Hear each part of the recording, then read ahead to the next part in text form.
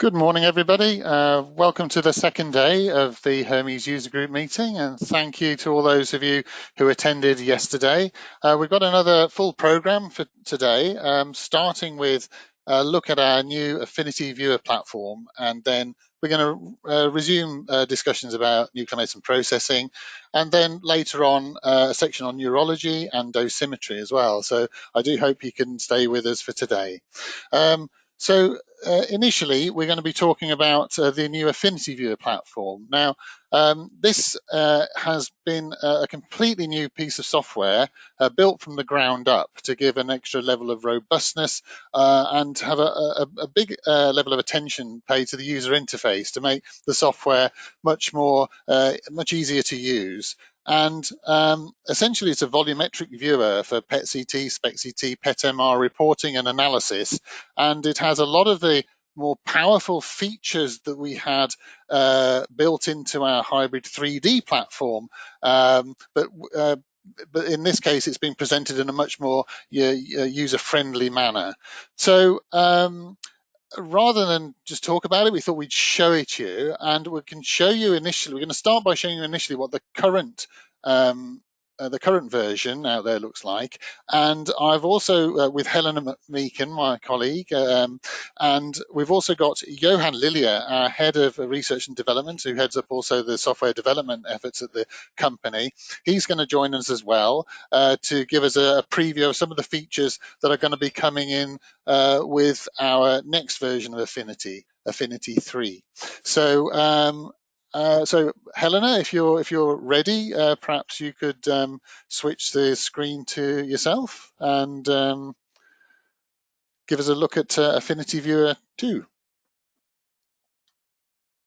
Hi, Steve. Hi. I'm just getting my screen share sorted out. Give me a second. No problem. Okay, let's put this one over here.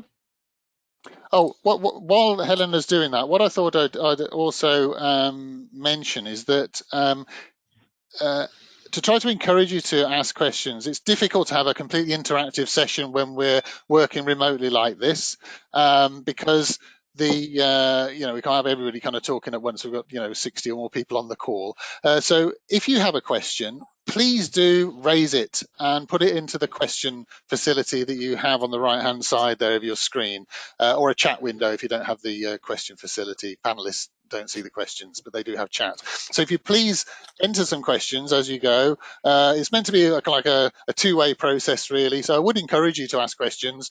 There's no such thing as a stupid question. I ask them all the time. So I think basically if you can go ahead and do that. And sorry, Helena, back to you. I thought I'd just add that. No, that's great. Yeah, absolutely. I'll brace myself for some stupid questions from you, Steve, during this. Okay, I look forward to preparing them. Okay, thanks very much, Steve. So this is the new Affinity Viewer. So as Steve said, we've designed it from the ground up. So it's a completely new bit of software. And there's some really excellent features. And I'm going to try and take you on a bit of a whirlwind tour through these new features. So the first thing is that you'll notice we've got this list down here of studies that we've loaded. So we've got a 2 time point PET-CT here. We're currently being shown the most recent time point, the current time point. But to get to the prior one, we can just click up here and go to the screen. Now, this set of layouts are completely configurable to your user specifications. And in fact, this is something that you can do for yourselves. So I know in the past, this kind of thing was, it's possible to do in Hybrid Viewer, but it would be a Hermes support task to make these configurations, or an installation task to make these how you'd like. But now we've made this much easier. We've made the UI much more user-friendly for you to be able to make these for yourself. And I will show you that later on. On the way in, the application recognizes what you've loaded into it. So it uses a series description, and it uses the modality and other DICOM fields as well to be able to sort out what you've given it and put that into the right part of your layout. So now what that means is that, and there's some intelligence behind that as well. So sometimes, of course, you've got 2 PET-CTs here. It knows to choose the 2 PET-CT layouts rather than just the 1 PET-CT layout. So it's quite clever, and it means that you can throw a whole study of PET-CT at it, and it will sort it out for you, so you don't have to bother selecting image by image. It also means that you can really cut down on the number of applications you have in gold. So currently, I'm guessing that you've got lots of fusion applications. If you do PET-CT and SPECT-CT reporting, you'll have one fusion, two screens, one fusion, one screen, two fusion plus CT, you know, all that kind of stuff will be handled inside the application now. So it's really much more flexible and it's just easier to use really than Hybrid Viewer. Okay, so let's look at doing some quantitation, some how we would go about reporting this study. So we can see here we've got we've got some uptake in the liver. I'm going to work out the SUV in this lesion. We've also got this really nice new radial menu, so you can get to this anywhere clicking on the image. The idea is that you can click on this just wherever you are without having to go back to the toolbar to select. All of the tools here can be duplicated, but yeah, you can also get them from here with a right click. So that's just a nice shortcut, hopefully to make it easier for you to report quickly. So what I'm going to do here is our new single-click segmentation. So I'll click on this one, and what hopefully you can see is, I don't know how well it's coming through on the screen share here, but it's kind of flashing at me the possible areas. So we've got, of course, this uptake in the liver, we've got the brain, also got the bladder. So any possible set of voxels that fulfill the criteria that's been preset, as preset as 4. But you can change that on the fly, or you can set it whatever you like for your hospital. And you can just make a click and get the stats there. So that was a super simple, quick way of doing that. So this is, we're working on the current time point, the post. Let's go to the 2 fusion view. I'm going to get up as well the region list and just drag it across onto here.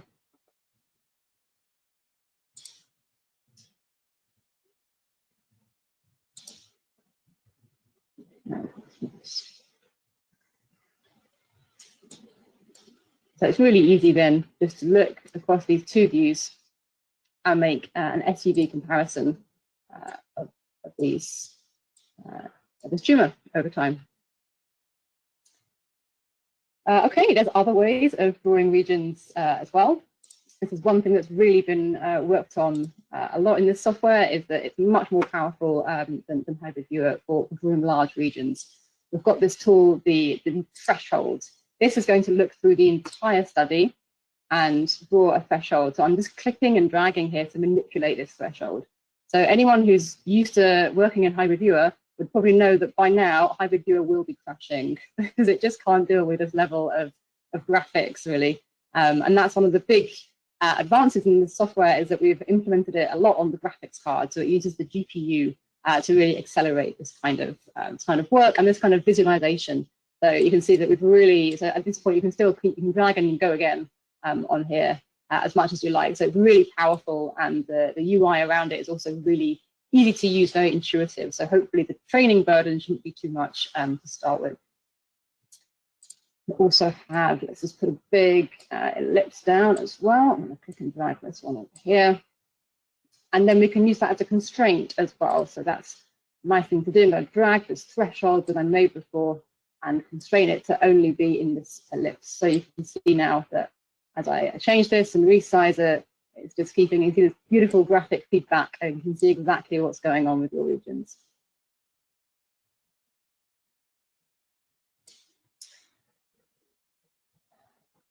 A nice thing here as well that you might have noticed is that it's got, these are 2 screen layouts, but because the system has recognized it's only got 1 screen, it's just stacked them here as different tabs. And this is a really nice option if you're having to do remote reporting and you only have access to 1 screen. It's able to adapt your workflows to that. All right, let's do a look at, where should we go? I'm going to go and look. There's a really nice tool that we have called, it's a local co-registration. So let's go for this one. So what we're looking at here is the, let's just hide the labels on these for a bit. So we're looking at the 2 time points of the PET-CT here. So we've got the most recent time point on the top and the previous one on the bottom. So on the way in, can I just ask one of those questions, Helena? That yeah, please. When you've loaded these 2 different time points, has it already done a rigid registration between the 2? It has, Steve. That's a really good question. Yeah. So it has, on the way in, done the co-registration. So it's made an attempt with just rigid, so that's translation and rotation, to match these up. And a really nice thing is it doesn't take into account the bed, because, you know, that's not important if you have a well-registered bed. What's important is that you have a well-registered patient. So the algorithm that works there actually doesn't take into account the voxels of the bed, which is a nice added extra. But what you often get is a problem where the liver, you can kind of see, I'll just zoom in a touch so you can appreciate this more easily.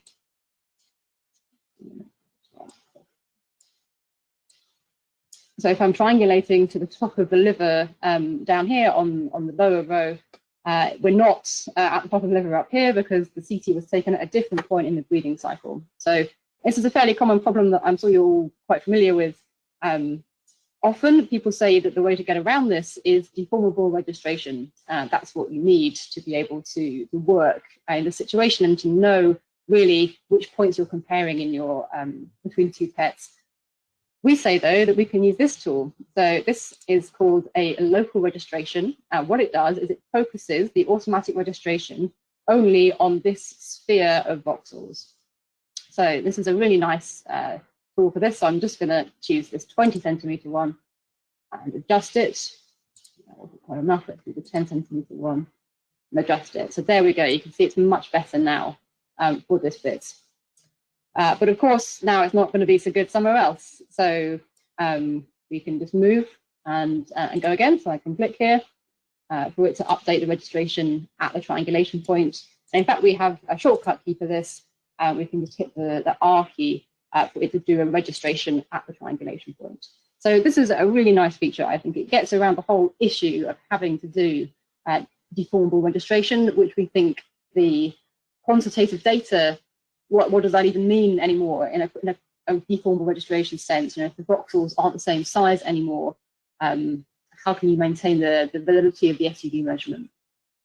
So yeah, that's our solution for this, and I think it's a really neat solution. Hopefully it's quite straightforward to use as well, because as you would just triangulate to a new point that you're interested to see, you can just hit the R key to be sure that you're comparing like for like where you're looking.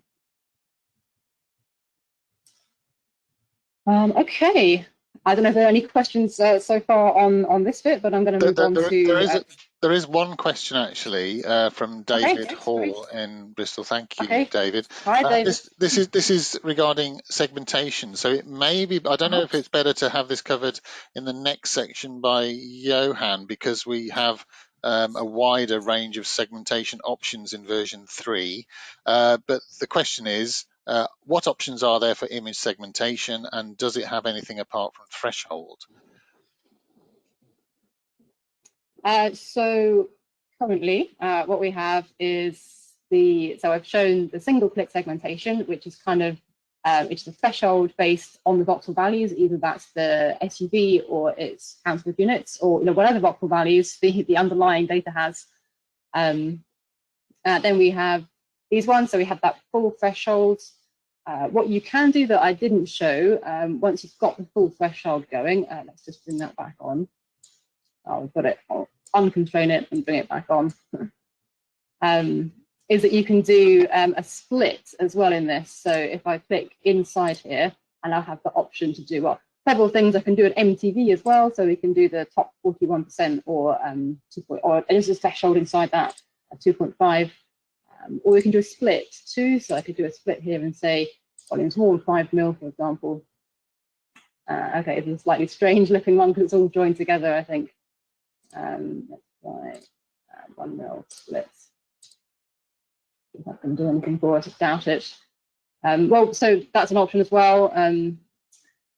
We've got coming that Johan will talk about next is the blob splitter, which is quite an exciting tool, which is for when you've got an area of uptake, so some tumor uptake right next to an organ that would be naturally hot anyway. So, for example, a tumor right next to the bladder or right next to the kidney, and you've got activity in both, so therefore the threshold would get both. You can then split that threshold naturally according to the watershed algorithm. But I'm sure Johan will talk more about that, so I won't spoil it. The other tools are, we've got this, the ellipsoid, we've got kind of a cube or cuboid shape. I've got a cylinder. This one perhaps I could show. So this is a paintbrush tool. So the paintbrush, you can adjust the size of the brush. So if I was going to do a liver, this is now a complete mess now, but I'm going to keep going. And this is a three-dimensional brush, right? Or is it just that's right, on this particular slice? Three-dimensional brush. So it's really awkward because it's come up as the same color as the rest. Let me just try and change that so we can see what I'm doing here. This is region 1. Let's give that a color of pink. Lovely. So what this is quite a powerful paintbrush tool. So what it's doing is it's doing an on-the-fly interpolation. So I drew that first slice up here, and it fills it in for you. And then you can click these slices, and it will draw again, and then you can do the interpolation down there. So in that way, you would build up the whole liver, and it's quite quick to use. And there's an erase as well, so you can just take out bits that are wrong. I guess that's probably it for now. Have I covered everything, Steve? I think I have. Obviously, there's the global threshold aspect. I don't know if that would be better handled in the version 3 demo. Sorry, you just cut out for a second then, Steve. I'm sorry. No, a global threshold. I know it's another threshold, but a global threshold set to something else like a liver reference region or something. Is that something we'd be better looking at in version 3 with Johan? Or you mean the SUVR? Or yeah, effectively, yeah. Yeah. Yeah, we could do. I guess so. I guess similar to what I showed already with the big threshold. Right. We can set that relative to a reference region as well, and the kind of persist style of reporting there. I'm just working through this spleen for a little bit of visual interest. But yeah, I think that's probably what I can show for now, and then we can leave Johan to discuss the exciting stuff coming in future. I hope that's answered your question, David. There was 2 other questions actually from Tahani at Guys and St Thomas's. So good morning, Tahani.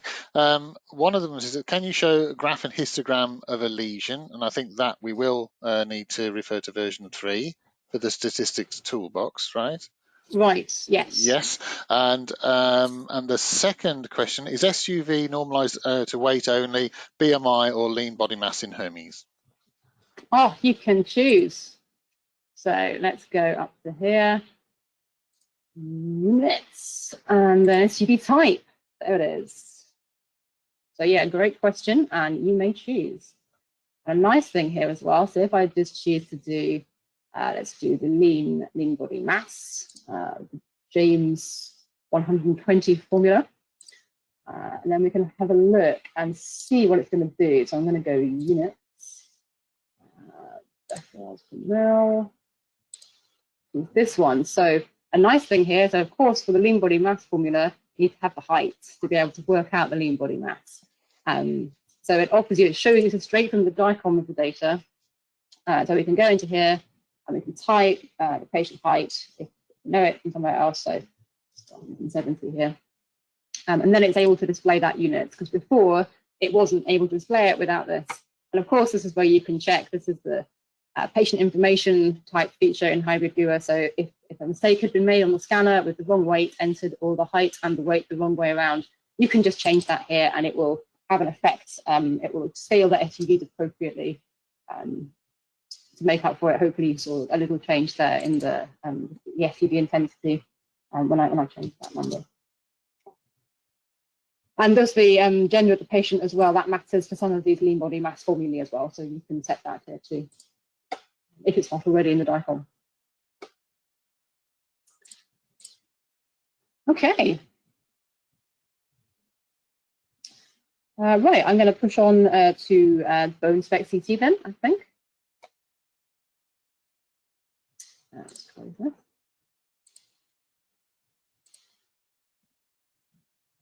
So as Steve alluded to at the start, the Affinity Viewer application was designed primarily with high throughput PET-CT reporting in mind. So the idea is that you can crack through lots of PET-CT reports very quickly with the software because it's fast to load. It does the registrations for you just automatically very quickly. So a PET-CT or a PET-CT half body, like I showed before, takes I think less than a second to register to itself. Or to register between them, which is really fast, much faster than if you'd have to wait for Hyperviewer to do it. So really that's what we've designed it for, is to really quickly get through these PET-CT reports. But it also can handle SPEC-CT, so we have a bone SPEC-CT in here. A nice feature that I will show you now is the reorientation feature. So I think normally this feature is good to show on feet, but we don't have any feet on this patient, so I'm going to demonstrate on the middle finger. So to zoom in on all of these views and demonstrate how we can really easily reorient the scan down the middle finger. So imagine that we were doing this on a foot, because that's, I think, where it's more clinically useful. We get this kind of steering wheel tool comes up. It's very easy just to grab the edge of it and line it up more that way. And we can do that in all the views. So let's recenter it there and adjust it. Like that. And again, I'm sorry to keep comparing with Hyperviewer, but this would have to do via the sync tool. So the full registration tool would be used for this in Hyperviewer, which is a bit of a faff and takes a long time. But now you can really easily scroll down the middle finger of this patient.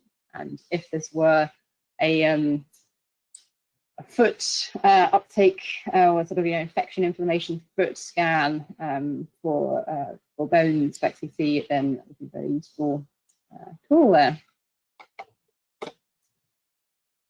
Okay, we're going to have a look at another PET-CT case. Let's look at this one. So you might notice that these fused images that I've been showing look a little different from what we're used to.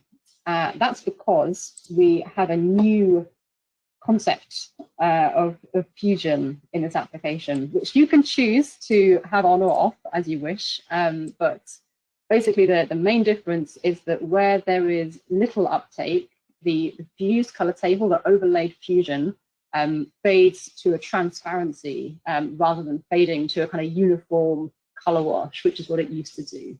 So what that means basically is that the underlying and the CT or the MR that you've got underneath it is much more visible through the nuclear medicine. So I'll try and show you what I mean with this dual isotope study. So we've got a study here of indium-111 labeled white cells and technetium bone scan as well, and we're looking for infection around this amazing artifact on the CT for this shoulder replacement. Okay, so let's bring on some nuclear medicine. So first of all, I'm going to put the white cell over here. Got a drag and drop feature as well. What we're doing just there, and that window level down a touch so we can really see it. More, there we go. Just zoom this out a bit. Depth on this. Like that. Okay, and now bring on technetium as well. So actually, you can fuse as many layers as you like here. Our developers like to refer to this as infinite fused layers. Not sure clinically where infinite fused layers would be useful, but maybe 3 fused layers is useful. Let's take this off so I can window separately.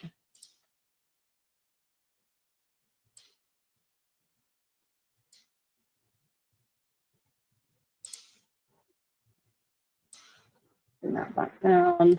Okay, now let's maximize this so you can actually see what I'm doing here. I'm gonna make a grid as well. There's lots. Here we go.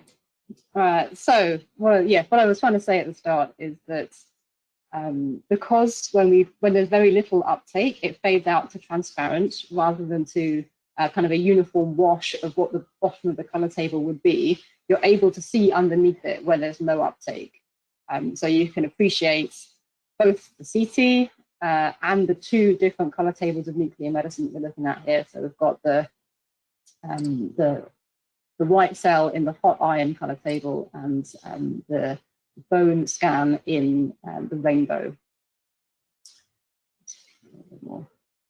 But yeah, I think that's a pretty unique feature of Affinity, and perhaps it's useful if you're trying to do dual isotope, or maybe if you wanted to do a gallium dotatate compared with FDG, you could look at that on the same image overlaid on the CT, which would be nice comparison. How are we doing for time, Steve?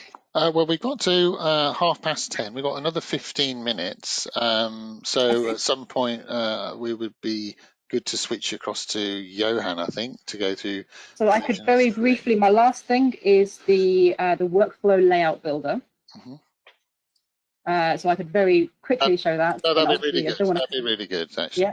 Yeah. Okay, let's do that. So I said at the start that it's easy for you, our customers, to make their own workflows, and it is. So let's have a look. Load on the wrong screen again. Let's bring it over here. Okay, so let's make a new workflow.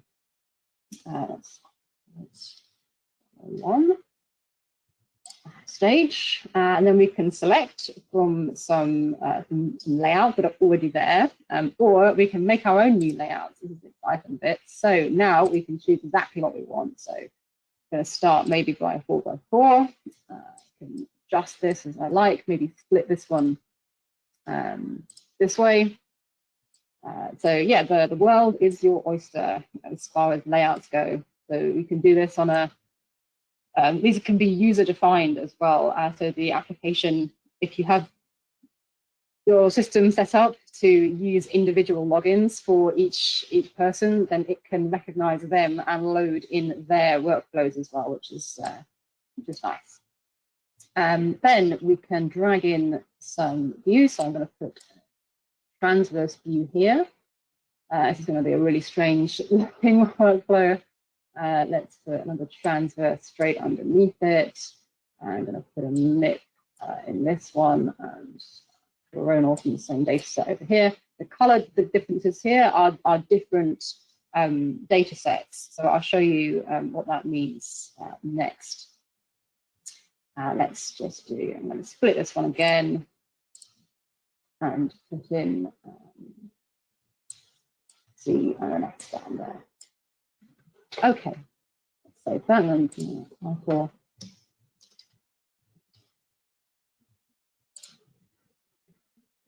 okay, so now I can assign what I want to go to here. So this is part of the intelligence that the application applies on load to sort out your data and present it to you in the best way for reporting.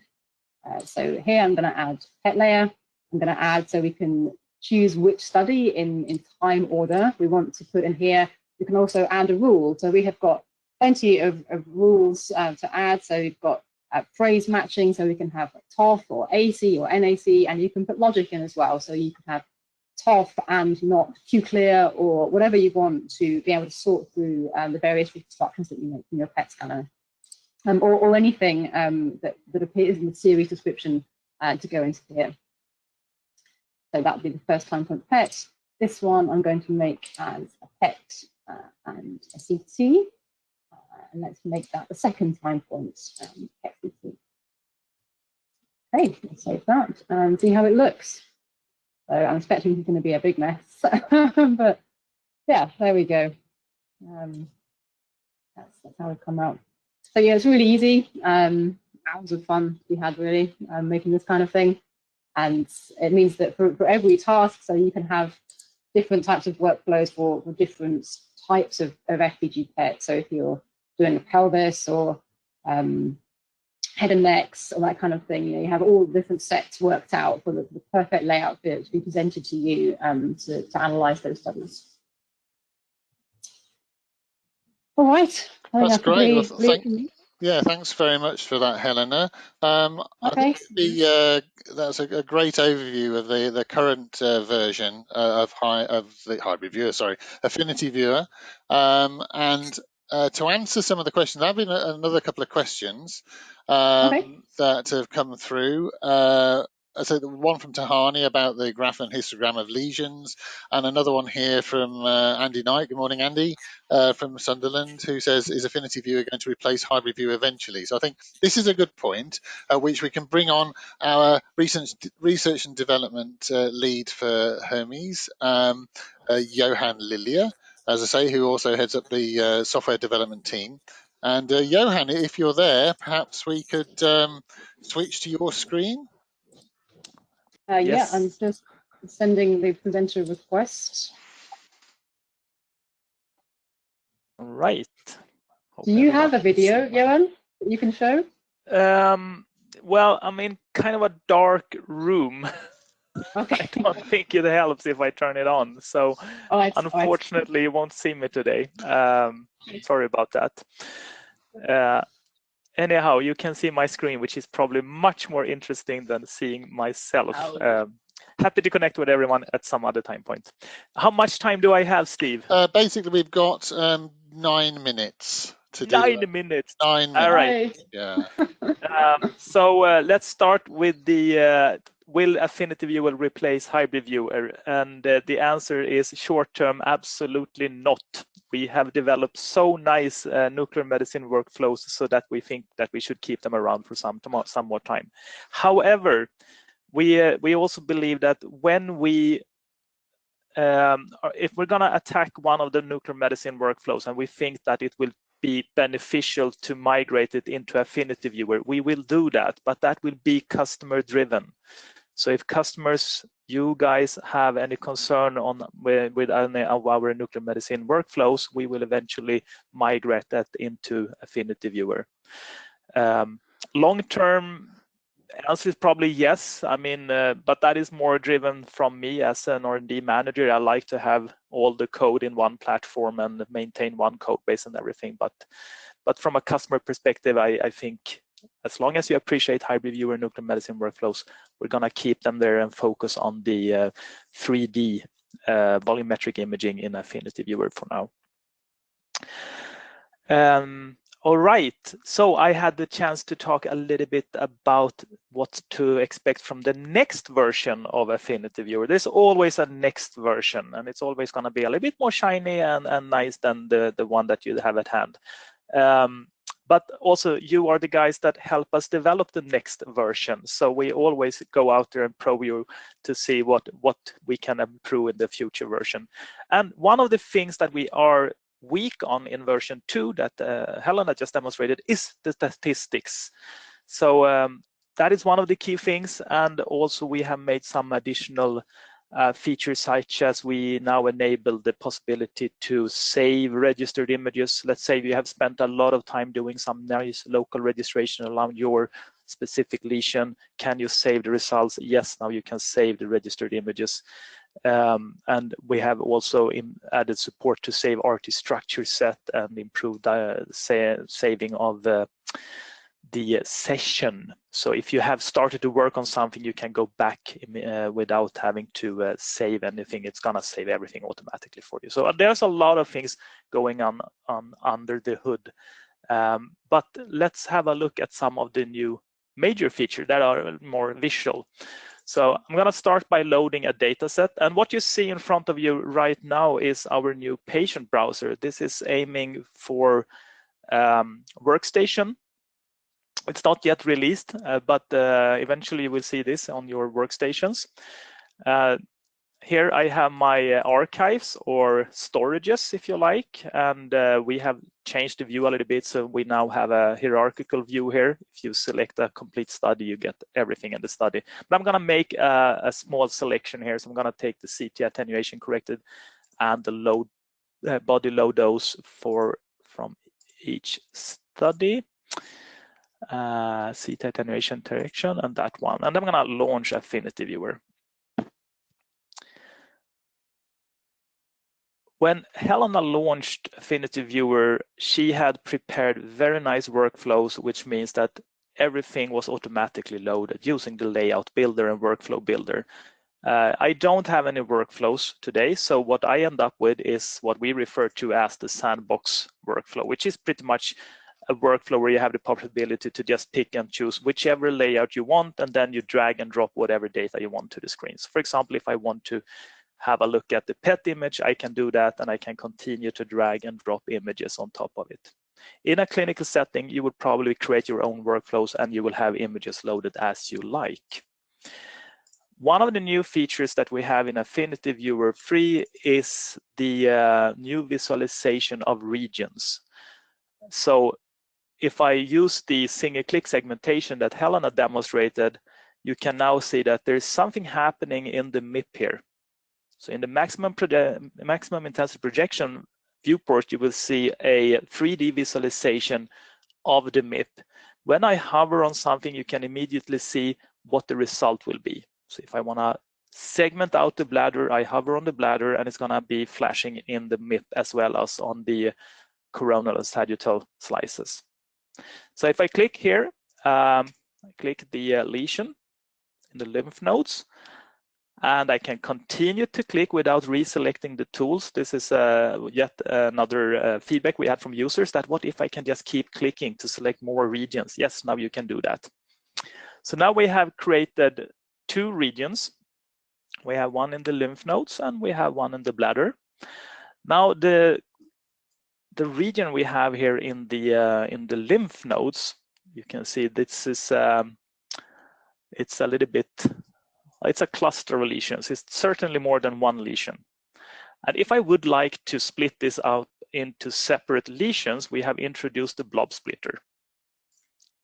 So you select the blob splitter and you click your cluster of lesion. What happens is that it's going to find the most natural way into splitting your cluster into 2 regions. It's always going to divide it into 2.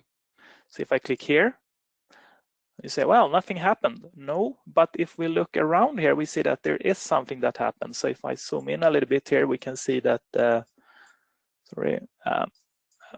see, if we zoom out a little bit. Here, we had one lesion coming out here. So I have to click once again, and then I have this separation of this big one and the small one. So now I have a number of lesions separated here. And you can continue to do that until the algorithm tells you that no more lesions to split. All right. Let's see.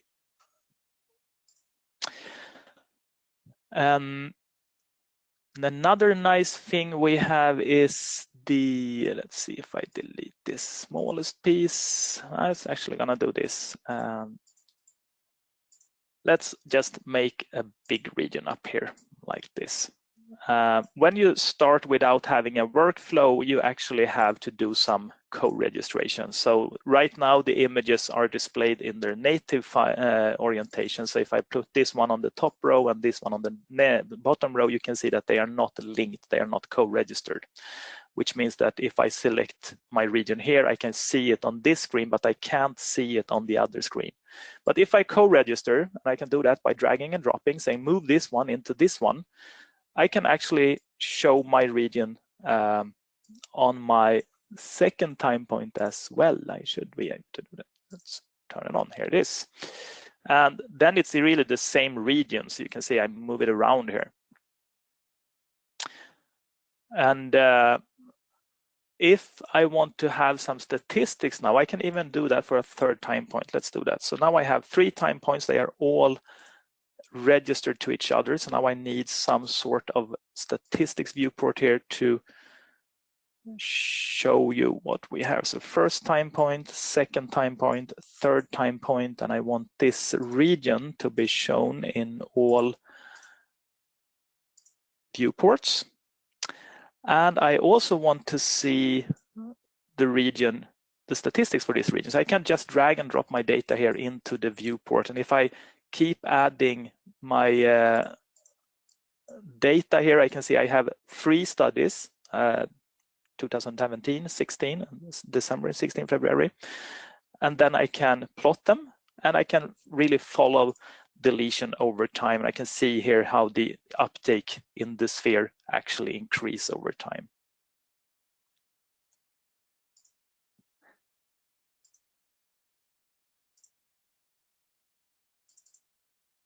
Worth mentioning also, sorry, before I switch here, we actually built in some intelligence into the system so that if you create more than one region, it's going to figure out which region is actually being related to which. So even if you don't use the same region, let's say I have this sphere region here, and I have this very nice fit, and I have a very nice fit on the second time point, but on the third time point, let's assume it's not a good fit. So I really have to create another region here, which is better positioned in this particular time point. Then we have an algorithm that will determine that this is the same anatomical region that you try to monitor over time, and it will simply use that when you do the time the plotting, the lesion tracking over time. So you don't necessarily have to have the same region fit for all 3 time points. So then you simply say that, let's see, we do this, instead of using the sphere for that time point, we say that we want to see this, the specialized sphere for this time point and the other for the others. And if I create more more regions, you can have separate column charts for each region to track that over time. Just to add to that, sorry to interrupt you, Johan. And I know this is not an ideal data set to demonstrate this on, but what Johan's trying to say here is that we have proper intelligent lesion tracking now. Is that we, if you've done a threshold, an SUV threshold on maybe several tumors in the liver, for example, and you've done that on the first time point and the second time point and the third time point, but of course they're not all quite the same because you've done the threshold and the SUV has changed over time, it will be able to do sort of matching up. So it will try to work out based on the position of each of those lesions, which ones to compare with each other, and then plot that on the same graph. Thank you, Alan. I was desperately trying to find a cool data set where I could demonstrate it, but before the meeting, I couldn't find something. That's all right. We'll get one for you, I think we're going to have to start to wind it up because we're 2 minutes over now, Johan. All right. Sure.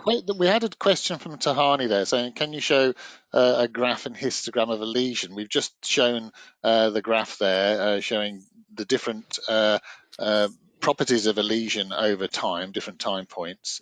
What about the histogramming capability? Presumably, Tahani means of the individual values within a lesion. So individual voxels within the lesion, we cannot visualize them. We don't have any plans to do that in version 3 either. For RT dose data, those data that comes from voxel dosimetry or therapy planning systems, we have the dose volume histograms, but those are the only histograms that we have in version 3 coming up. Yeah, so this is what Johan's showing right now is the dose volume histogram. I think we've got a lutetium, post-lutetium therapy voxel dose map that's been made from the voxel dosimetry software, which we'll show later. And we've got 3 regions on there. You can see them in the on the dose volume histogram, and also we can move. So we've got a really nice possibility to be able to move that slider to see. So if even with the 3 on, which is really nice, then you can compare. So you can say, if I wanted to give not very much grey in this case to one of them, say 3 grey to the red one, what would that mean for the blue one and the green one? So it's a really nice workflow here. It's really easy to show. And then you can just leave it there, take a screenshot where you want, and sort of make a report screen type thing out of that. Yeah. That's great. So well, sorry, Johan. Thanks very much there for a great sneak preview of what's coming in version 3. Obviously, we could have spent a lot more time on that, I think, but Johan's going to join us again a little bit later today when we're talking about neurology. So I'll look forward to that, Johan. So if you have any other questions about Affinity that you might think of in the meantime, perhaps we can squeeze it into that session. So Absolutely. Sorry to cut you short there, Johan, in your prime. No worries. So we've got to move on. So I'd like to introduce to you now Laura Perry. We're changing now back to nuclear medicine processing in general. And Laura Perry from Imperial College Healthcare, NHS Trust. Hi, good morning, Laura. How are you? Who's going to give a talk on colon transit studies, a technical review. So, Laura, if that's okay, I'll hand over to you. Yeah, perfect. Thanks. So hopefully you can now see my screen. Yes, we can. It's not maximized yet. Okay, and hear me. Yeah, perfect. There we go. Okay, brilliant. Perfect. So I'm always conscious about trying to work out what the best time is to talk about small bowel and colon transit. So let's give ourselves a chance to try 10:45 then today. So when we're looking at small bowel and colon transit studies, we're looking at part of our digestive system. And at Imperial, we have been following the joint SNMMI and EANM guidelines, where small bowel and colon transit studies are, can you still see the screen? Yes. Yeah, we can still see it, Laura. Okay. Yeah. Okay, perfect. Where small bowel and colon transit studies are completed as an extension of the gastric emptying study. So locally at Imperial, we use the liquid phase of our gastric emptying studies, and we just continue to monitor that through the whole of our patient. And we set up our service around 10 years ago, and we've completed 120 patients. And today I'm going to present our learning points from that and some of our patient results. So the study variations then, I mentioned first off that we're looking at our liquid phase of our gastric emptying meal. So for some patients, we'll start with the gastric emptying study, and then we just continue to acquire images as the indium transits through the small bowel and then onwards into the colon and is eliminated from our patients. For some patients, the gastric emptying phase, the clinicians don't require the information from that. And so we'll just pick up the imaging and start that for the small bowel and then continue on to the colon. And actually for the large number of patients that I'll show you the data for today, our clinicians are really interested in what happens in the colon, so the large intestine, and so we pick up the imaging at that point. To acquire the data then for the small bowel transits, we acquire static images, anterior and posterior, of about 5-minute duration, and we acquire them between 2 and 6 hours post-administration each hour. We're imaging indium, so we're going to use our medium energy collimators, and we're going to use markers on the iliac crest to try and help us match up and align and work out which region where we are in the patient's body. So the right images on the right here are showing us an example of a patient. So you can see the indium moving around through the small bowel, and then by the 6-hour image, so the image on the bottom row on the right, we can see that it has collected at the kind of end of the small bowel, the terminal ileum, and is also making its way into the ascending colon. To do some quantitative analysis then for these studies, so the guidelines and papers recommend a few methods, but the one we use is to quantify the small bowel transit. So we look at how much activity at 6 hours has reached the end of the small bowel or transited all the way through the small bowel, and we take the ratio of that compared to the average counts in our patient. So from the study and the images that I just showed you, here are some of the regions that we would draw. So we would use large rectangles to work out the average counts in our patients. And then on the 6-hour image on the right here, the green ROI is showing us the counts that we think are in the terminal ileum and colon. We're going to correct the decay between our different time points.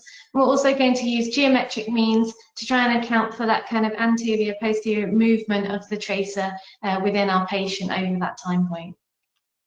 There's a QC check recommended in the guidelines that we're checking that the variation in our average counts in our patient is around about 11% between our different time points.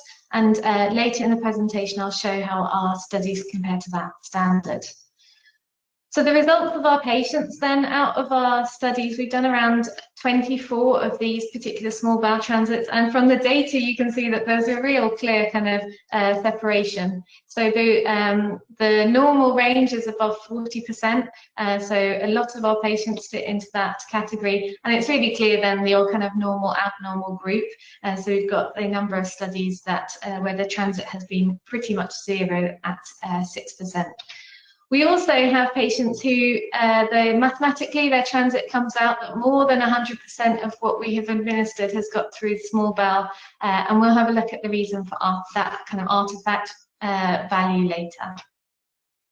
So if we're considering an example of a patient where the small bowel transit has come out as 0, we could see this patient here. So we can see by 6 hours post-administration, the images on the bottom here, that there's no activity collected at the ends of the small bowel or going into the colon transit. So effectively, your counts in the terminal ileum and colon is 0. So for this patient, the quantitative analysis comes out as 0. For colon transit studies then, again, we're going to acquire static images, anterior and posterior, and this time we acquire 10-minute images. We acquire our first one 6 hours post-administration, and then we acquire daily images. And this means that we need to schedule our images. So these patients the administration happens 9 AM on a Monday, and then we image them through the rest of the week. Again, we're using our medium energy collimators and using some markers to try and help us identify our regions. The images on the right then are showing us an example of the images that we could get for a patient, where we can see top row is 6 to 48 hours and the bottom row is our 96. And what we can hopefully see is that the activity starts in the kind of ascending colon, moves across the transverse and then down the descending and is eliminated by the patient. And one of the things that we can see is that at 96 hours, there is less distinction between the patient activity and the background, and that's because this particular patient has eliminated quite a lot of the activity. Quantitative analysis then for these studies. As recommended in the guidelines, we calculate a geometric center of activity. And the way that we would do this is that the colon is split into 6 regions, and the 7th region is the eliminated activity. You look at the proportion of your activity in each of these regions, multiply by the region number, and that gives you a geometric center. So in this example, our geometric center 2.5 tells us that most of our activity, or the middle of that meal, has moved to the regions 2 and 3. Then at a later time point for this patient, we now have some activity that we think has been eliminated. And the way we calculate eliminated activity is to look at the counts in all of our images compared to our baseline, when all of the activity is in the patient. So you're looking for missing activity, and all of that is assumed to be eliminated. And we can see then for the image on the right that our geometric center is now calculated at 5.6, telling us that most of our activity is between regions 5 and 6 on our patient. Again, we're correcting for decay, and we're applying a geometric mean to account for that kind of movement of the activity within our patient. So looking at these patient studies and then our analysis, we've got this study here, and we would basically draw all of these regions. So there are a large number of regions to be drawn on each image, which makes it a fairly time-consuming practice. So here's a normal study with its regions. We then may also have a patient who has quite a slow transit, which I guess means that we have less regions to draw, so this is just an example of that variation. Moving then to the data that we've got so far. So at 6 hours post-administration, we are assuming this is kind of a baseline that we're taking all of the activity should still be somewhere within the patient gut. This allows us to work at eliminated activity. And with one fairly obvious exception, that looks pretty good. At 24 hours post-administration, there is a published normal range, and 85% of our patients fit within that value. At 48 hours post-administration, then the normal range moves to higher values of geometric center, so more of the activity being at the later stages and eliminated.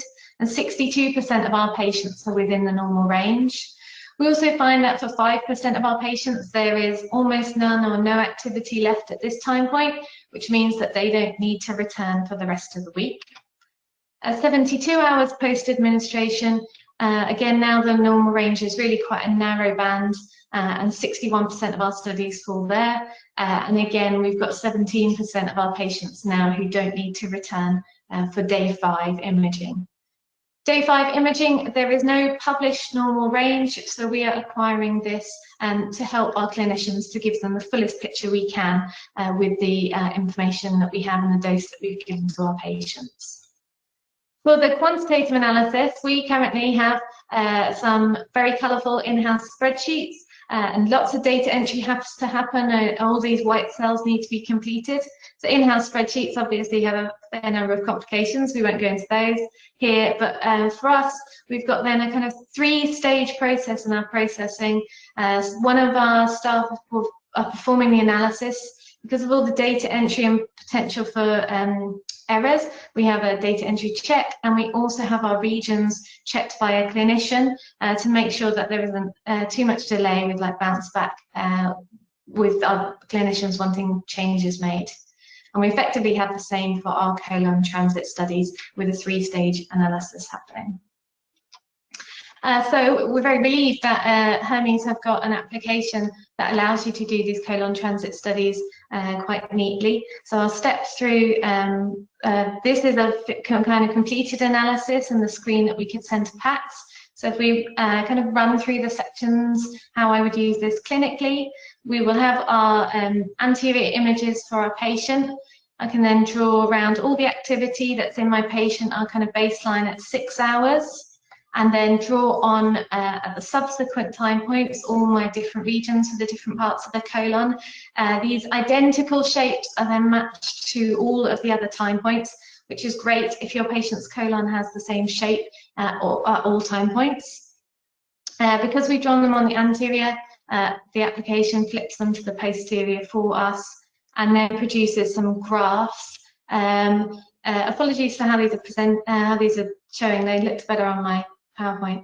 So we see on the left, we can see that we're looking at the counts in the different regions, and the right graph shows us that change in geometric center over time. And then there is also a results table that's produced, which shows you your calculated geometric centers compared to a normal range. And all of that is on one screen for our clinicians to be able to report these studies. So that's the current I'll move to processing. So when we're considering then what are our learning points, where are the artifacts, where are we improving things? For the small bowel transit studies, then I mentioned earlier that there's this QC check about the variation in counts between our images. We found that 73% of our studies comply with that kind of expectation, that the counts in your patient are fairly static over time. There's a couple of reasons, I think, for like a quarter of our studies not complying with that. One of the things highlighted in the guidelines is that if you have severe gastric retention, so we can see here that this patient still retains some of the meals 6 hours later in their stomach after the administration. So that will delay their meal transit into each of the subsequent sections of their gut. And the guidelines are then, if we're looking at small bowel transit here, that we include just the activity that's outside the stomach, and obviously then this is changing over time, so this patient has a higher variation. One of the maybe most complicated things that we're finding with processing these studies is where to draw the ROIs. So it would be amazing how different everyone's colons are, how different they are in shape. So if we're looking at the 24-hour image here, I'm trying to match what I see here to this kind of cartoon of a colon, of a large intestine shape that I have in my head. It's not a great match. The 48 hours is slightly better, but again, that placement can be really tricky. We also are dealing with effectively like a nice big tube that will overlap itself. So we will have regions in our large intestine where there are folds, there are bits of it that overlap each other. And so we are trying to work out then which region do you assign those counts to. And again, this is where we found it really useful to have a kind of process where we're looking at this with our reporting clinicians. We will also have parts of our patients' large intestine which change shape between our different acquisitions. So we can see here highlighted that the transverse colon in this patient has changed from kind of flatlined to convex concave across the different days. So we end up at the moment changing all of those ROI shapes for the different time points. And indeed, if we have a look at the 72-hour image for this patient, what we think potentially happens in this image is over the 10 minutes that the transverse colon has actually changed between those two shapes, and we ended up including all of that activity as transverse colon for this particular patient. One of the things that we noticed then with the Hermes processing is that it's a little bit tricky to change the shape of the regions for the different sections over time. The processing also likes to have all of the regions on each of the images, so we end up moving aside the ones that there's no tracer and there's no activity in at that particular time point, which can make the view look a little bit cluttered. One of the main things that we've been looking at is how we manage patients who have a mathematical negative excretion.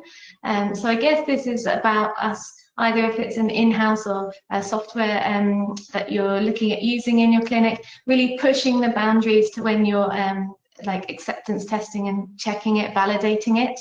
So we have a patient here with a very slow colon transit. So they've not eliminated any activity across these different studies, but mathematically we find that they've got negative eliminated activity, or they've got more counts at later time points than we expect.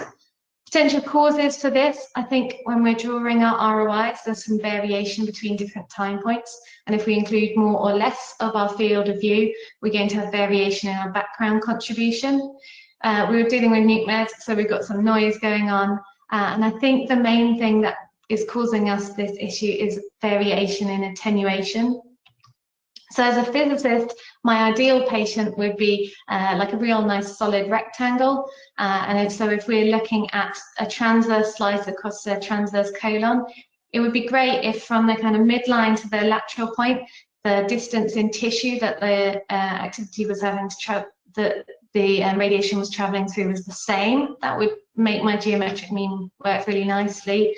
In reality, I have patients who have more of a kind of rounded shape, and so we're looking at monitoring radionuclide traces as they move across the patient through different thicknesses, and there's no correction for the attenuation. So I think that this is some of the cause for our negative excretion. What that means for us then is that this value assigned to region 7 can become negative, and that would lead us to have a reduction in our calculated geometric center. So we have a few options then available to us for how to manage this. We can either allow that value to become negative, force it to be 0 if it's mathematically negative, or take the kind of magnitude of it. And when I had a look at our studies where we've had patients where we found this negative excretion, I've plotted on the x-axis is the geometric center if I allow the excretion to be negative. If I force it to be 0, we get these blue points, and about 8% of our studies would have a change from normal to abnormal at 24 hours. If we handle that negative excretion and just use the magnitude value, where negative excretion becomes positive excretion, we find that a third of our studies are going to change classification at all different time points. And so I think the lesson from this is to really kind of stress test your processing algorithm and make sure you understand what it's doing at these points. The other nice feature that is easy to implement with the Hermes processing is background correction. In our current clinical processing of our spreadsheets, we didn't include it because it wasn't discussed in the guidelines or the original papers. When we look at, on the x-axis, geometric center values, these are for 8 patients without correction and compared with correction. The change is actually quite minimal, and we only had one of those time points change from normal to abnormal across our study there. So hopefully, in summary, what we've looked at today is small bowel transits and colon transits as a fairly simple, time-consuming extension of your gastric emptying, and the information gained can be really useful for patient management pathways. The small bowel quantification is really simple. Our colon transit quantification is more complicated, with the main questions being about our region placement and how we handle negative excretion. And hopefully, finally, we've concluded that 10:45 is a nice time to discuss these colon transits. Thank you. That's it. Thanks, Laura. That was a really interesting talk. And yeah, I think mid-morning is an ideal time for colon transits. I've got a few questions, if that's okay. I don't know if we've got any audience questions yet. There's that image that you showed of that patient at 72 hours where the colon had changed position is extraordinary. Like, wow, that's really hard to deal with in nuclear medicine processing. That was, yeah, it's really interesting. On drawing regions, I don't know if you were listening yesterday when I spoke about in my talk an improvement suggestion that we'd seen. Someone suggested fusing coronal MR with the nuclear medicine to be able to give more anatomical guidance for those regions. Do you think that would be useful? Definitely. I'm not sure whether all of our patients have MRs. I guess we have done that informally, in that a lot of the times if we're faced with what looks to the first processing person as an unusual shape, we will check with our medics, and we have had a number of cases where they've looked at other imaging, so essentially that could be useful there. Right, okay. I wonder if it would be more useful because of the depth change. So with a planar fusion, you'd have to choose a coronal slice, but I guess it'd be more useful to have all of the coronal slices available to check through in that case. So, yeah, it's an interesting one. On the issue of the negative excretion, that's really interesting, and yeah, I hadn't thought about that at all. Is your conclusion that it should be set to 0? And I don't think the Hermes app is doing that, is it?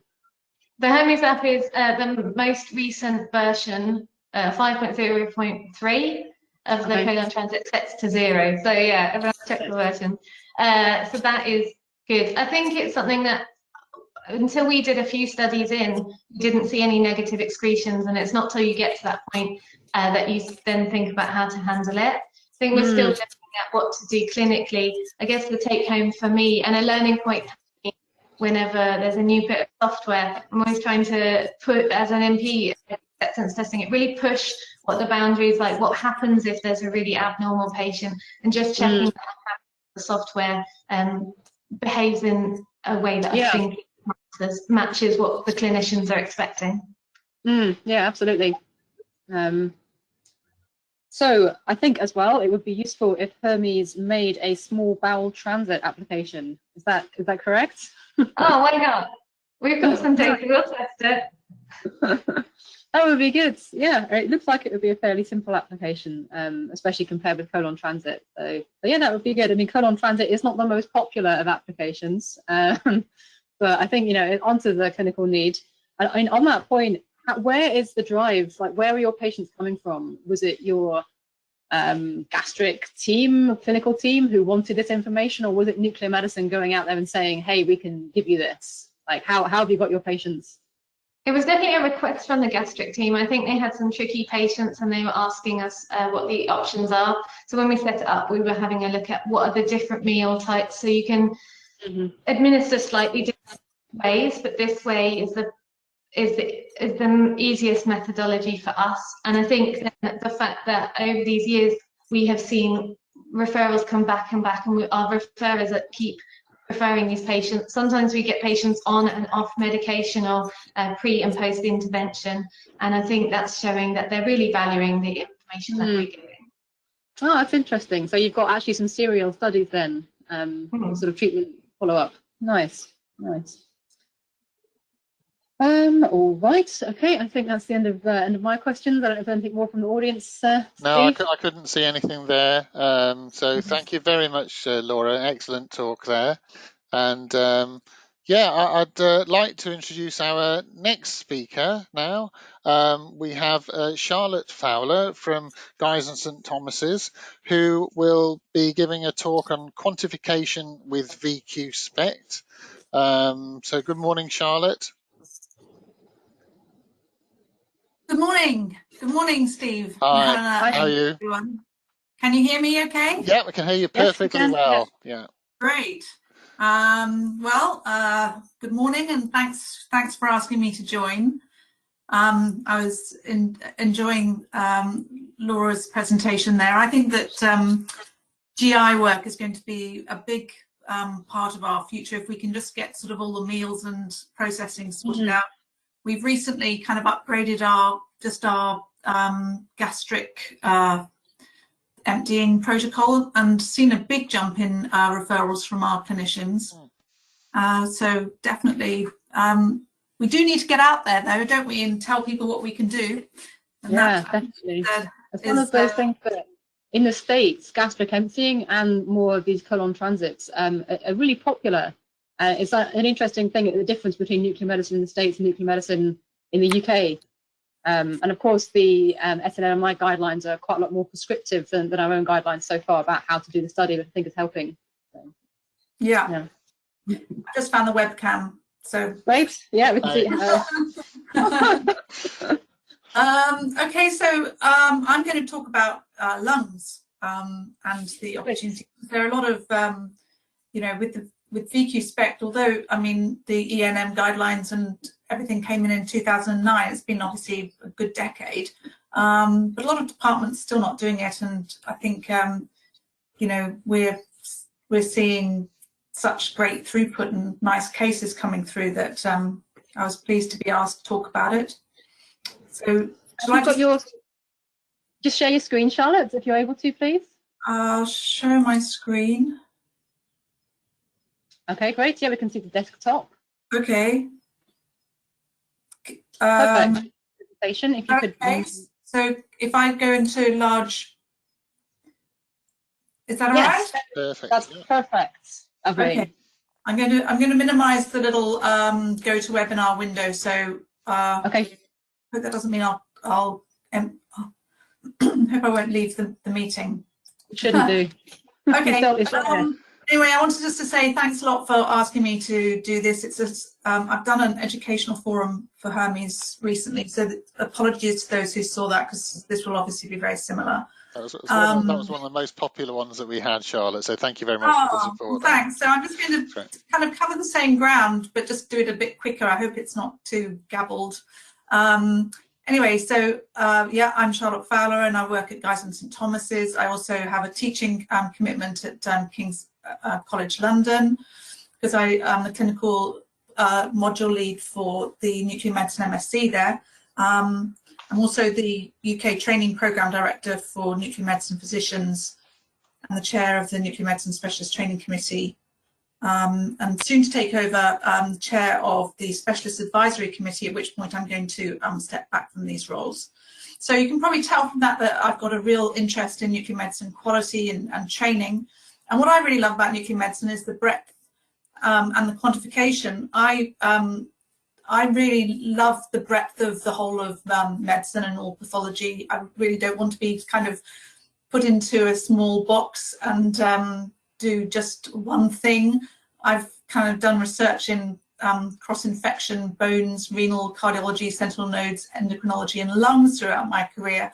And you know, I'm the clinical lead both for nuclear cardiology and radiosynavectomy. So I just think nuclear medicine is so great from a professional perspective because it incorporates so much breadth. So yeah, anyway, I'm sad about COVID, of course, like everybody, but very thankful for the technology which has allowed us to kind of link up remotely. And thanks for asking me to join this. I'm going to be talking about VQ SPECT, covering a bit about planar, but then going straight into VQ SPECT, covering the ENM guidelines, how we can do some dual isotope work, what we can add to, oops, sorry, it's my phone. What we can add by doing hybrid imaging, how we can use some of that for lobar quantification, and then just to touch on the fact that we're doing some work on PE quantification locally.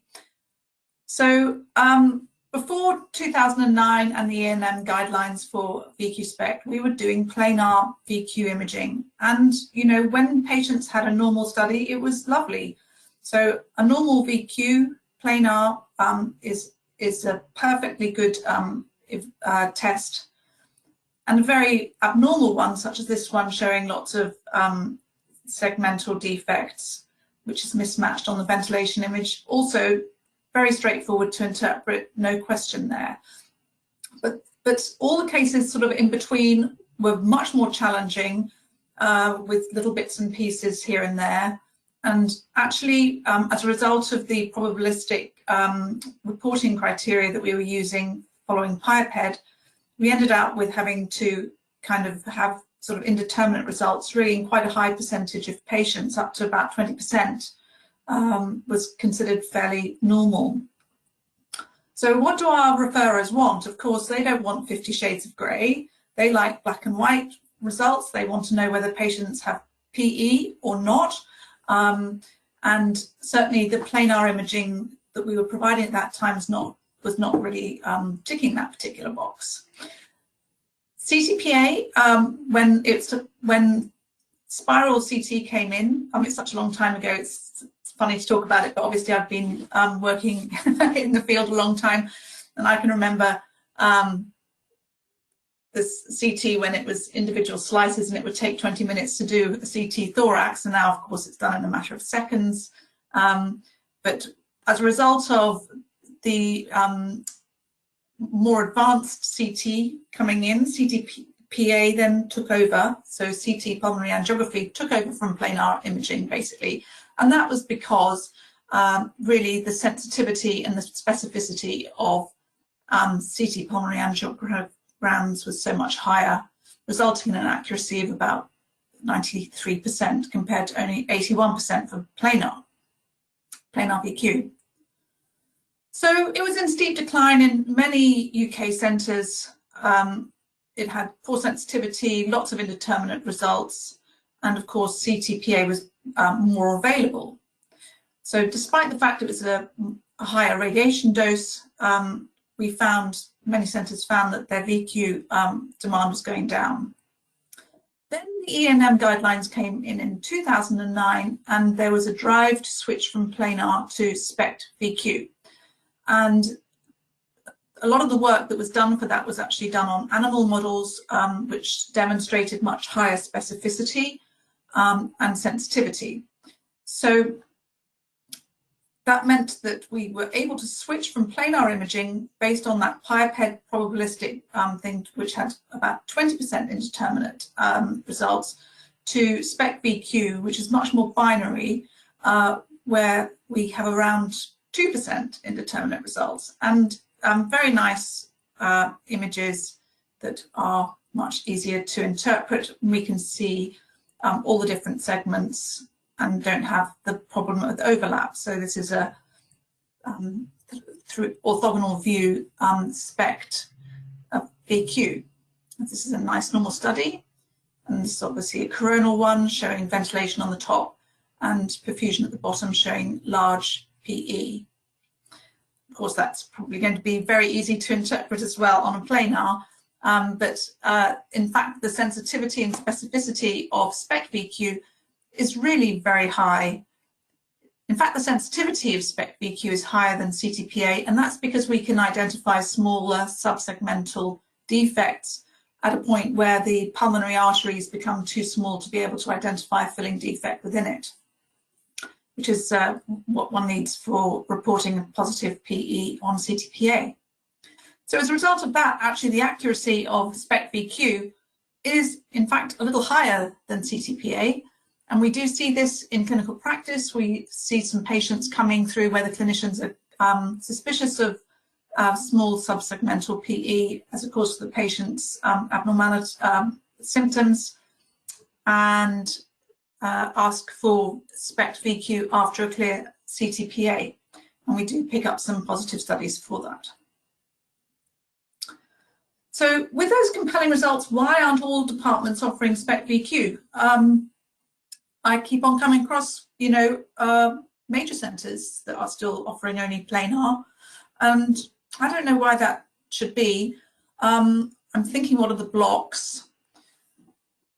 What do you have to do for SPECT-VQ that you can't do for planar? So, of course, patients have to be image supine, but actually most patients can tolerate that.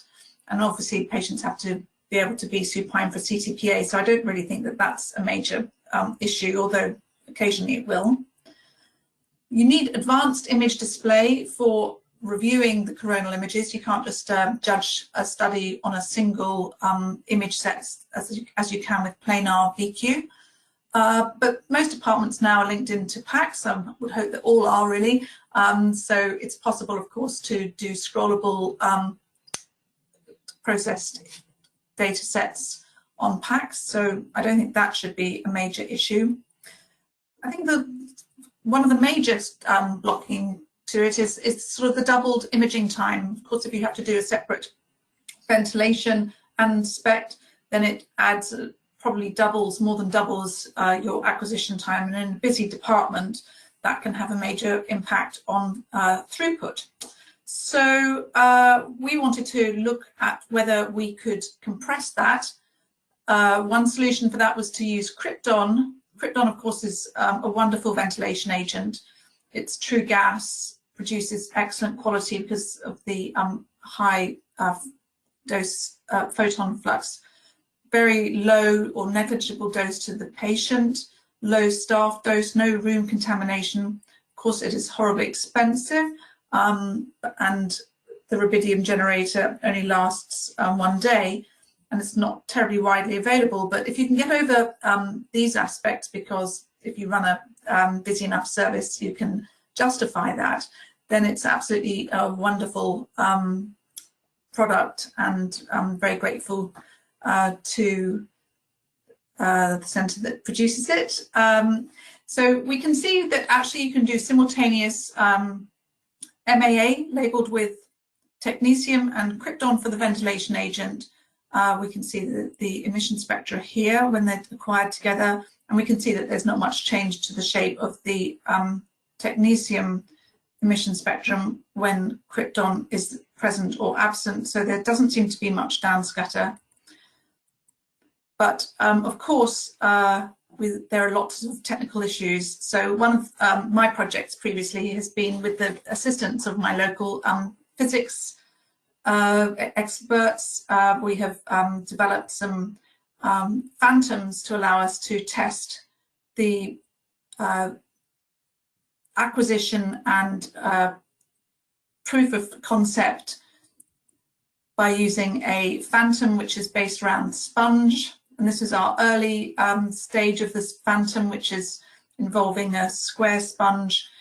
And we've had spaces here for mismatch defects and sealed ones for match defects. And you can see how we got on with the actual acquisitions here. And we had a more advanced version of this, which is under development by Leeds Test Objects.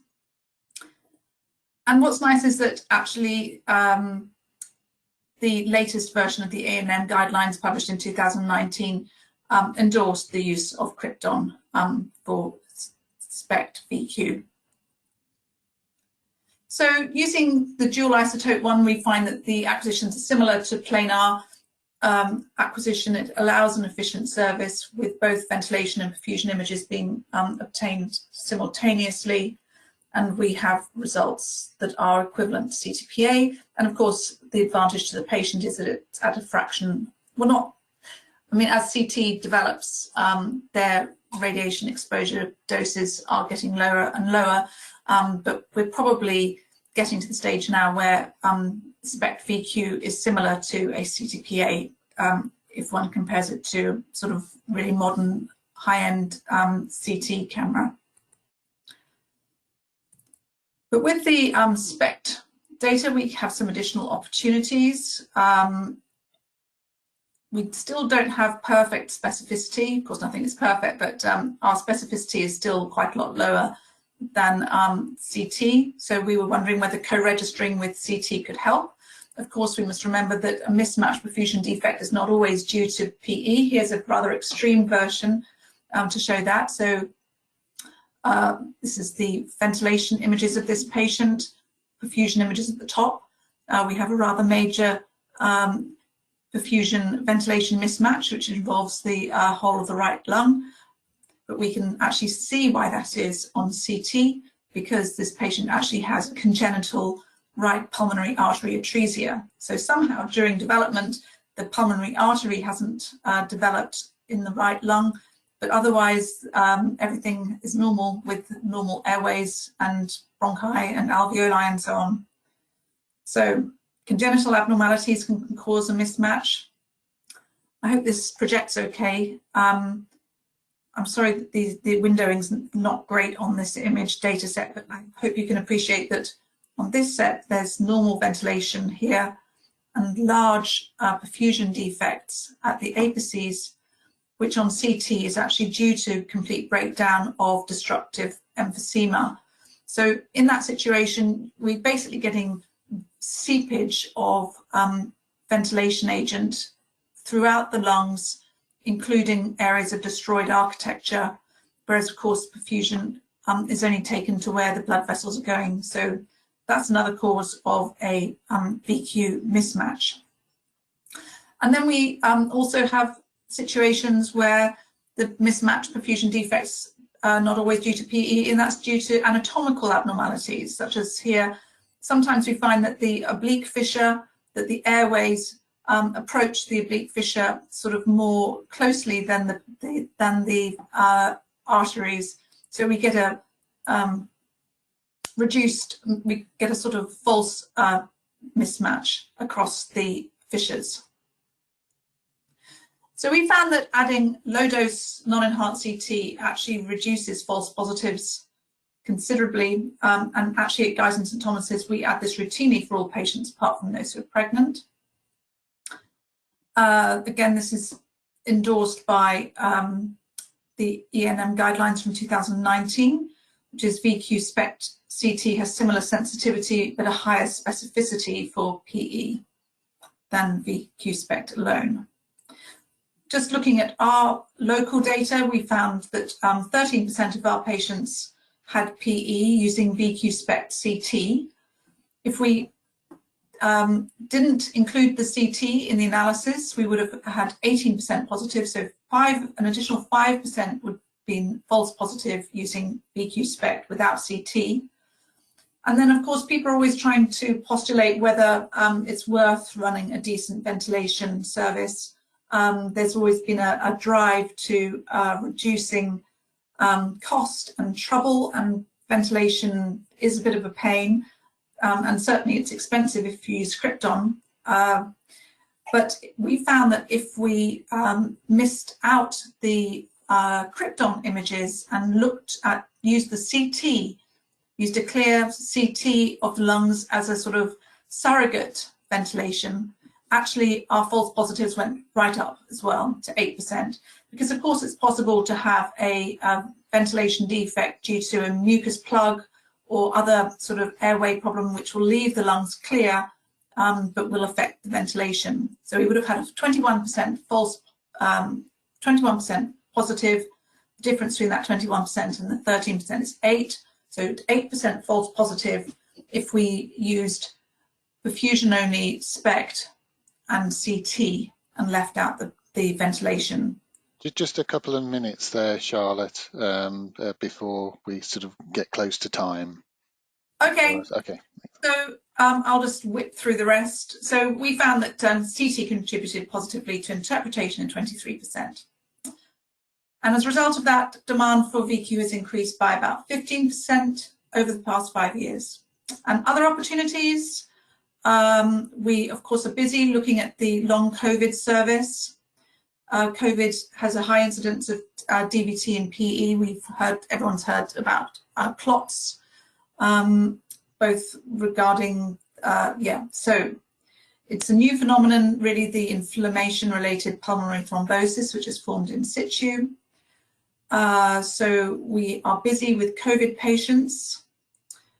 We are contributing a lot to the pulmonary hypertension service because, of course, we can see these small subsegmental PEs much better than planar images.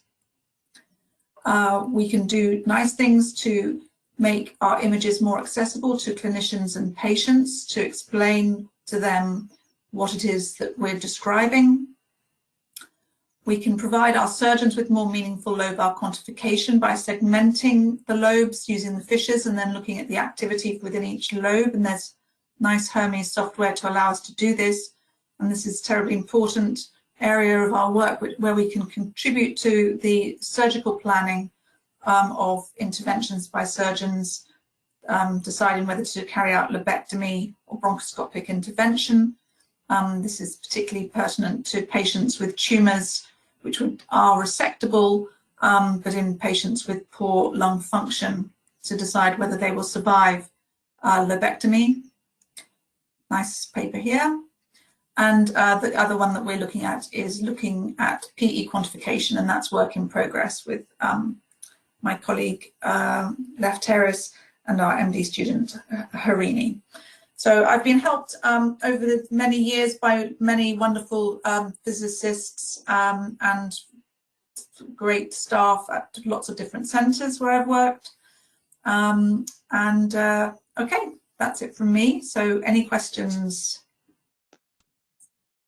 Thank you very much there, Charlotte. And so sorry to give a time pressure at the end there, because it's a great topic and very pertinent at the moment as well, of course. So there haven't been any questions from the audience, actually. Helena, I don't know if you had anything to add to the discussion at this point.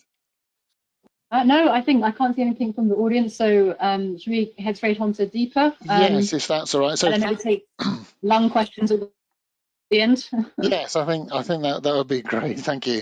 We're having some questions actually from the audience about saying that the publications are great, the presentations are great, and are you publishing any of this work that you're doing, Charlotte? Well, I'm a very lazy publisher. I really should. That's great. Well, thanks so much for joining us, Charlotte. It's a great input to the meeting. Okay, thanks.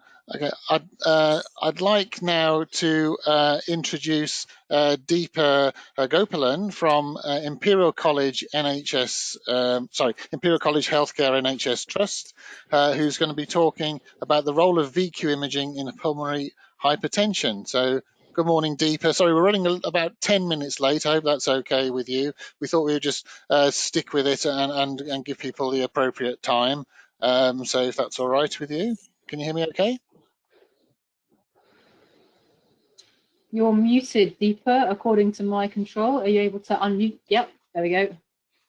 Okay, thank you. Thank you, Helena. Good morning, everyone. Good morning. It's a pleasure to be part of this symposium, and particularly a delight to follow Charlotte's talk. She taught me a lot of radiology and nuclear medicine, so I'm delighted to be following her in this session. Now, today, my remit is to talk about the role of VQ in pulmonary hypertension.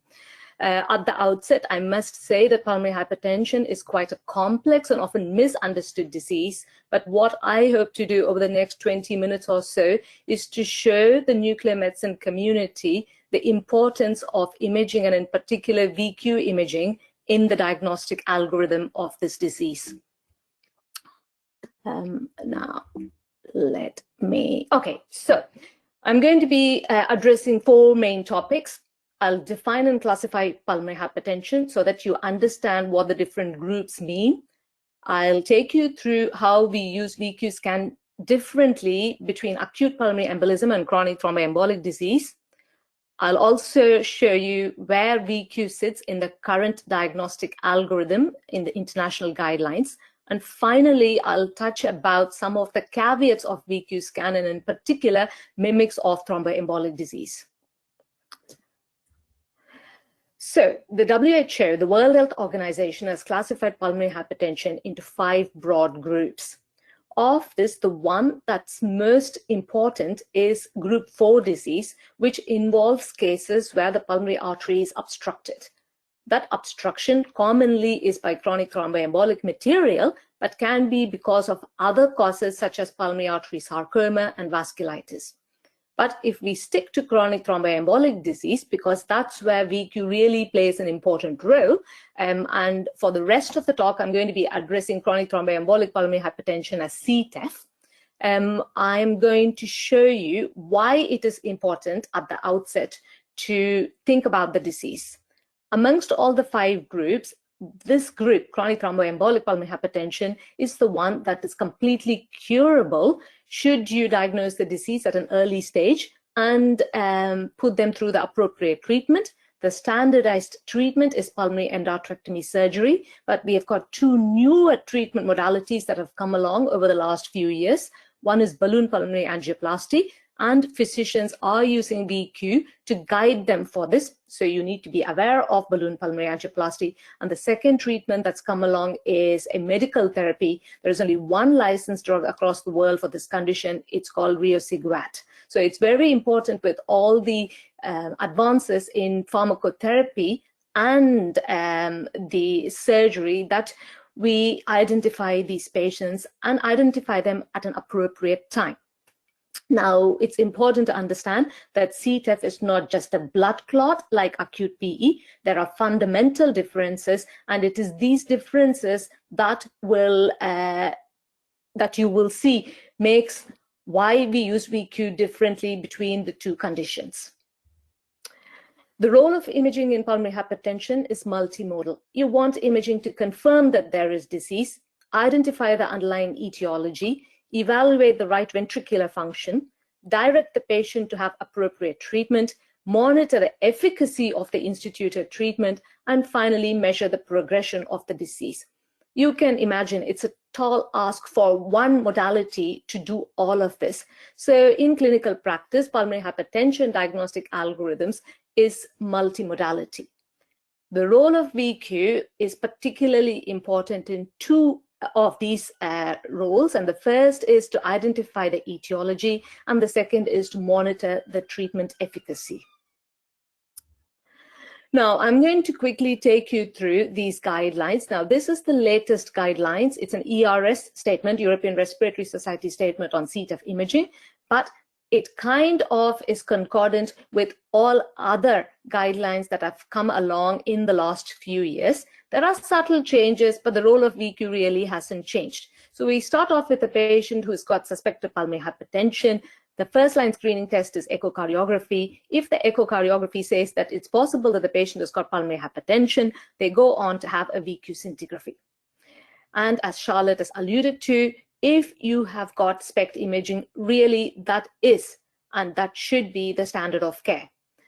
If the VQ, whether you do planar or SPECT, shows normal perfusion, that is a very, very important and critical information, because in one swoop, it excludes patients from having group 4 disease. So the clinicians can then go away and think about all the other 4 remaining groups. If, on the other hand, you have a positive VQ, and by that I mean abnormal perfusion, you have to proceed to the next stage in the algorithm, which is usually a CT pulmonary angiography. And with CT, if you've got a high quality study and you've got proximal thromboembolic disease, that's great, you can rest there. However, if you've got a negative CT where the pulmonary vessels haven't got all the morphological features of chronic thromboembolic disease, then you really cannot rest there, because you can have distal CTEPH that CT, a conventional CTPA, is not going to show you, and therefore you're going to need another test, and that could be catheter pulmonary angiography or MR pulmonary angiography. On the second arm, if you've got a suboptimal CTPA, again, you're going to need further testing.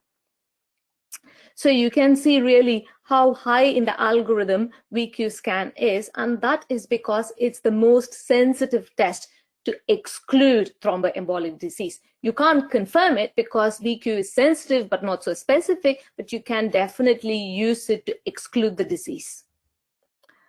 So let's take a moment to look at the natural history of pulmonary embolism. When people have acute PE, majority of them will resolve the clot without significant hemodynamic compromise, but a small percentage will go on to develop chronic thromboembolic disease. The incidence varies, and that is because the disease is underdiagnosed, but approximately it's between 3 and 5%. There are certain things that should raise the clinician's index of suspicion, and that is if you've got a patient who developed the acute PE at a young age and the PE was unprovoked, and if you've got a large perfusion defect, those are patients who are more likely to go on to develop CTEPH. Now, I've just given you one histopathological slide, and I cannot tell you how important it is to understand that these two diseases are entirely different, not just radiologically, but also at a histopathological level. And this difference is what dictates the imaging appearances. So on the left, you've got acute PE. It's a very friable thrombus, kind of angry red in color, and this is treated with anticoagulation. You can give systemic anticoagulation, catheter-directed anticoagulation, thrombolysis, or standard warfarin, or one of your newer anticoagulants, oral anticoagulation. CTEPH, on the other hand, you can see is very different. It's a very fibrotic, white, shrunken material. This material is not really present within the inside of the pulmonary vasculature. This is thrombus that has got endothelialized, and it's firmly adherent to the intima. So the only way to remove this is not to do an embolectomy, but it is to do an endarterectomy, where you have to strip the intima to get this material out. So let's look for a moment at how we use acute PE in VQ in acute PE. Charlotte has alluded to this. It's an excellent test to exclude thromboembolism. There were a lot of negative connotations for VQ as a result of PIOPED, but the industry plus the clinicians have overcome that. And there are two important things that, again, Charlotte has alluded to. First thing is really SPECT VQ should be the standard of care. And I really like SPECT VQ CT rather than just doing SPECT VQ, and I'll show you why in one of the cases. And the second is you no longer, even in acute PE, should be doing a probabilistic reporting. It's very important that we follow holistic principles, and that makes sense once I start to show you some cases. Now, this is an example. It is done using Hermes software. You've got perfusion defect, and these are the classic perfusion defects that you see in pulmonary embolism, and you've got the VQ quotient image at the bottom. You can, if you are interested, get these histogram images. I like them because for those of you who are not used to these histogram images, these are the ventilation and perfusion, which are normally they should be overlaid one on top of the other. Where you have widening of the curve, and there is a huge difference between the ventilation and perfusion, it's indicative that there is underlying perfusion defect. It's particularly useful when you have got subsegmental defects and you're not really sure what's happening. Now, first foible of VQ, you can have persistent perfusion defects once you've had acute PE. These perfusion defects can really last for 6 months in about 50% of cases. In another 50%, they can even last for up to 11 or 12 months. These are two examples from the same case, 5 months apart. And you can see, whilst there has been an improvement, it hasn't completely normalized. This is very important clinically to be aware of. Now, another foible of VQ is whether you have acute PE or chronic thromboembolic disease, the perfusion defects really look similar, and that is because the underlying physiological change is that you have an obstruction to a pulmonary artery, and that obstruction, if it is segmental, is wedge-shaped, and you get these anatomical defects. Now, this is a patient from yesterday, in fact. You can see a big defect on the right side, a lobar defect. It's predominantly taking out the right upper and the middle lobes. Now, and the histogram is also useful, but you can see the defects. You have to be blind not to see the defect. But I'm now going to take you backwards 5 months ago, and oh, by the way, on the left side, the patient has a matched defect, and you can see that there is an atelectatic wedge-shaped opacity in the left lower lobe, and this is important because if you do VQ spec CT, you're going to be able to increase the specificity of your findings. This is the same patient 5 months ago, and what the arrows indicate are acute pulmonary emboli, and on the top deck you have complete occlusion of the right side. You've got segmental emboli on the left side. On the bottom deck, the same patient, severe right heart strain, hugely dilated right atrium and right ventricle. Now, in both cases, the previous case and this case, they're 5 months apart, but how you would approach the case very much depends on holistic principles. The previous case, the clinicians know that the patient is relatively asymptomatic. The initial PE, after the initial PE, patient has got very mild persistent symptoms. There is no pulmonary hypertension on echo, and they are not going to do anything more apart from anticoagulation.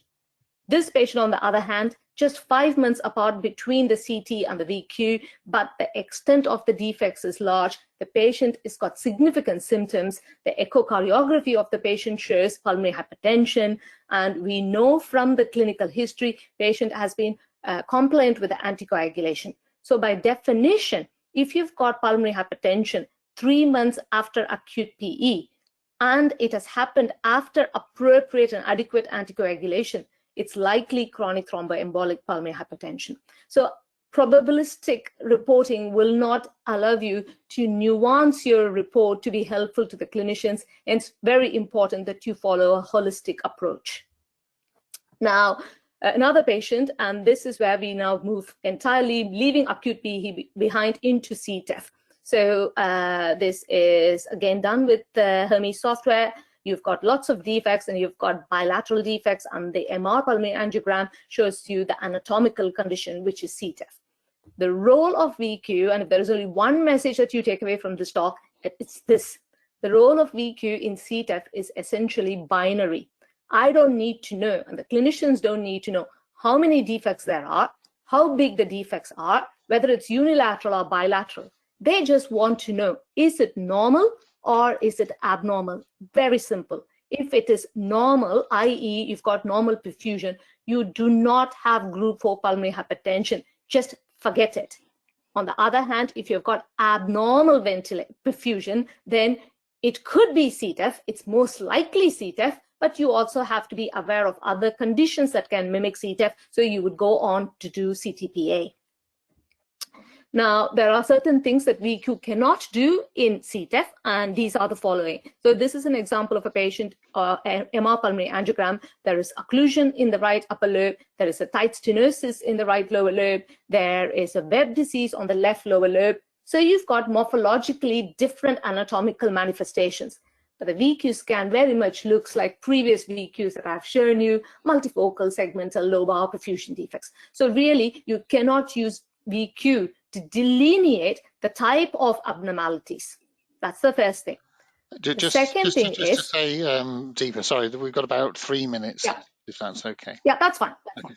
So the role of VQ essentially is therefore to distinguish CTEPH from other causes of pulmonary hypertension.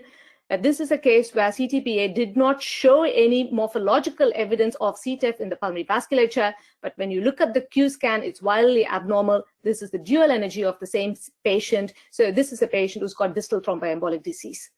Not all perfusion defects that you see on a VQ are going to be CTEPH. Complete absence of perfusion on one side. Same on the MR pulmonary angiogram. We went on to do a FDG PET, intense uptake tachyarthris arteritis. Another perfusion defect that's predominantly unilateral, there is a defect within there is a soft tissue within the pulmonary artery. On the PET, you see intense uptake. This is a pulmonary artery sarcoma. Just remember, sometimes CTEPH can be asymmetric, but always look at the other side. Complete absence of perfusion on the right lung, perfusion defect on the left lung. This is asymmetric CTEPH. So you can use it to guide treatment. An example here, perfusion defect, lots of anatomical defects, patient undergoes pulmonary endarterectomy, everything normalizes. You can use MR to look at the similar perfusion. There are people who advocate it, but the problem is MR is not widely available, both in terms of equipment and expertise. So VQ is here to stay worldwide for some more years at least. So my closing reflections are that VQ has got the highest sensitivity to exclude thromboembolic disease. It's a simple test, easy to perform, but it's underutilized. And there is a confusion in the reporting criteria that one needs to be aware of. And to summarize, the role of VQ in CTEPH is to discriminate it from other conditions of pulmonary hypertension, and the complementary modalities will require validation before they can replace VQ. I'd like to end by saying a special thanks to Steve, Helena, and Paula, who are always there to help me from Hermes. I also want to say a huge thank you to Ranju, who has been incredibly helpful in guiding me all through my career. And thanks to all the people who work with me in Imperial. They're a fun bunch. And I would like to leave you with my email for those people who are interested in doing projects with regards to VQ SPECT and pulmonary hypertension. Please do get in touch. Thank you very much. Thank you so much, Deepa. That was an unbelievable amount of information. That was so interesting. And thank you for showing also the surgical pictures. I think it really helps to see the different diseases, actually what they look like. Because in nuclear medicine, we don't get to see much in the way of detailed stuff, and really to appreciate actually what it is that you're looking at sort of via the image is really useful. So thank you. And Helena, you don't really get to the second stage unless you do the VQ. So, all the other fancy things that I showed you really are an offshoot of what happens after the VQ. So VQ is the most important test. I don't think we have anything from the audience at the moment. Steve, are you able to see if there's any questions? No, I can't see anything in that or in the chat window at the moment. Okay. Let's just head to the lunch break then. I think so. Well, not lunch break, actually. It's not lunch break just yet. Wishful thinking there. No, we do have a coffee break, though. I think we will have a 10-minute. We're running about 10, 12 minutes over. But if it's okay with everybody, perhaps we should have a 10-minute break now, and then we'll pick up on the neurology section in 10 minutes' time. So that'll be great. So let's reconvene in about 10 minutes. Great. Thanks, Steve.